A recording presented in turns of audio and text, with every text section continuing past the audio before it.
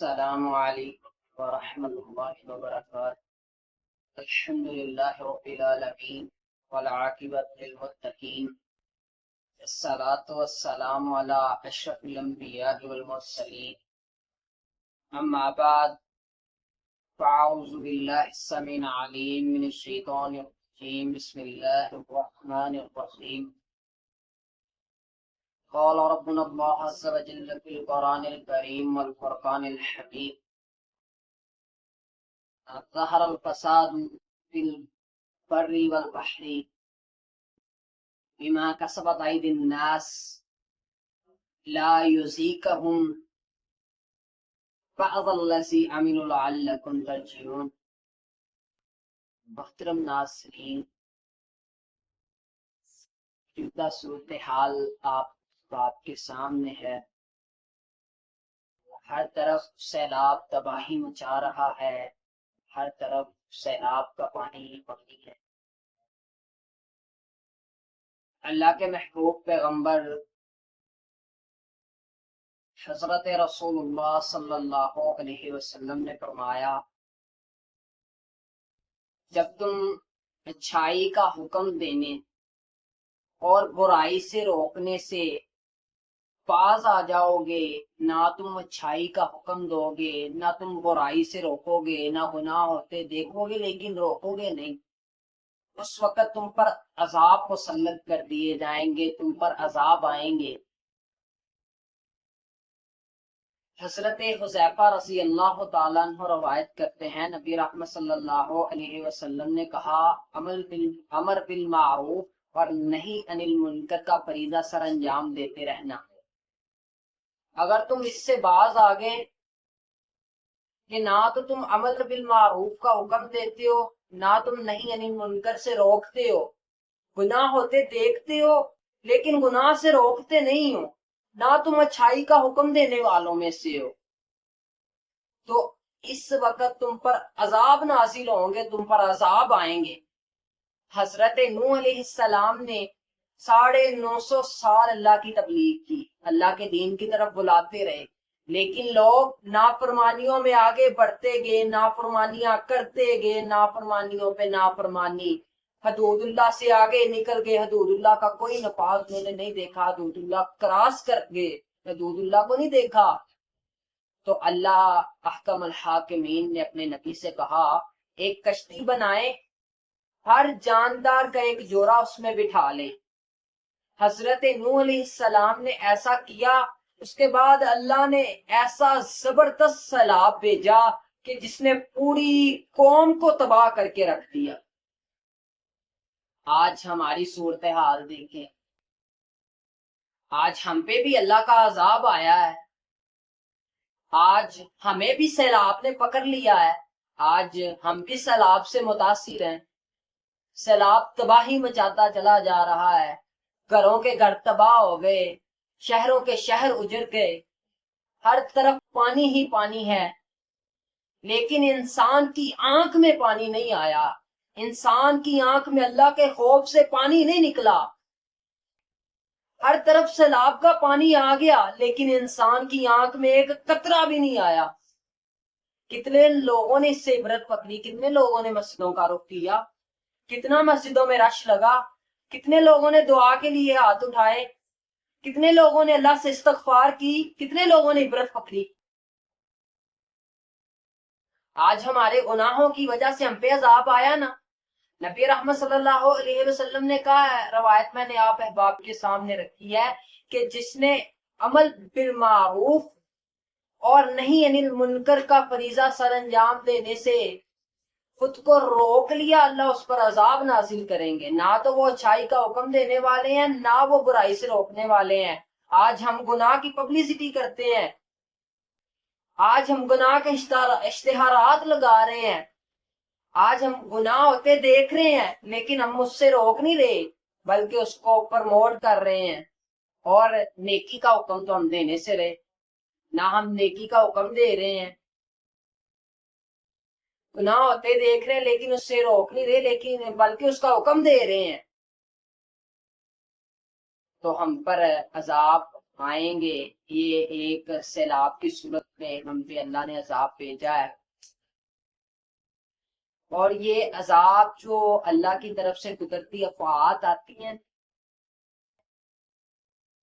یہاں تو یہ اللہ کی طرف سے آزمائش ہوتی ہیں، یہاں یہ ہمارے گناہوں کی وجہ سے عذاب ہے۔ اور اگر آج ہم اپنا محاسبہ کریں تو یہ ہمارے گناہوں کی وجہ سے ہم پہ عذاب آیا ہے۔ اللہ نے کیا کہا قرآن کے اندر؟ ظہر الفساد فی البر والبحر بما کسبت ایدی الناس، کہ جن لوگوں کے ہاتھوں نے کمایا، لوگوں کے ہاتھوں نے آگے بھیجا آخرت کے لیے، یہ اس کی وجہ سے خشکی اور سمندر پہ فساد ظاہر ہوا ہے۔ یہ کیوں آئے سیلاب، یہ ہم پہ عذاب کیوں آیا؟ لا یذیقہم، تاکہ ہم مزہ چکھیں، بعض الذی عملوا، ان عملوں کا، بعض ان عملوں کا جس کے اندر ہم نے سرکشی اختیار کی، جس کے اندر ہم نے اللہ کی نافرمانیاں کی، جس کے اندر ہم نے اللہ کی بغاوتیں کی، یہ اس وجہ سے ہم پہ عذاب آیا، تاکہ ہمیں تھوڑا آئیڈیا ہو کہ اللہ جب عذاب نازل کرتا ہے تو اس طرح کے اللہ کے عذاب ہوتے ہیں۔ اور اس سب کا مقصد کیا ہے؟ عذاب یہ جو ہم پہ مسلط ہوا ہے اس وقت، اس کا مقصد کیا؟ لعلکم ترجعون، تاکہ تم باز آ جاؤ، تم اپنی نافرمانیوں سے باز آ جاؤ، تم اپنی بغاوتوں سے باز آ جاؤ۔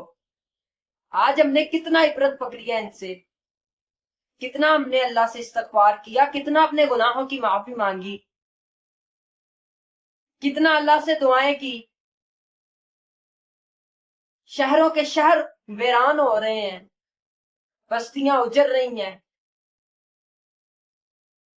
ہم نے مسجدوں کا رخ کیا، ہم نے استغفار کیا اللہ سے، ہم نے کہا اللہ معافی دے دے، اللہ گناہ کر بیٹھے ہیں، تیری نافرمانیاں کرتے رہے ہیں، گناہ کرتے رہے ہیں، اللہ اب ہم عبرت حاصل کرتے ہیں، یہ جو عذاب ہم پہ آیا اللہ ہم معاف کر دے، اللہ ہم تجھ سے معافی طلب کرتے ہیں، اللہ ہمارے گناہوں کو معاف کر دے، اللہ ہم تو خطا کار ہیں، غلطی کے پتلے ہیں، اللہ ہم سے غلطیاں ہو جاتی ہیں، انسان ہیں، اللہ تو غفور الرحیم ہے نا، اللہ ہمارے گناہوں کی طرف نہ دیکھ، اپنے غفور الرحیم ہونے کی طرف دیکھ، اللہ ہمیں معاف کر دے۔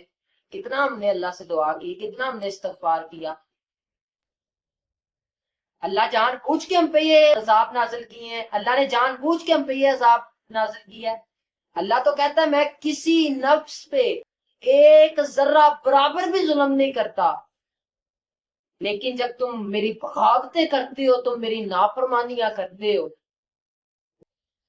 جب تم میرے حدودوں سے آگے گزر جاتے ہو، تب میں تم کو یہ عذاب دے کے کہتا ہوں کہ یہ دیکھو، اب باز آ جاؤ، اب عبرت پکڑ لو۔ لیکن نہ ہمیں اللہ کا خوف آیا، نہ ہم نے عبرت پکڑی۔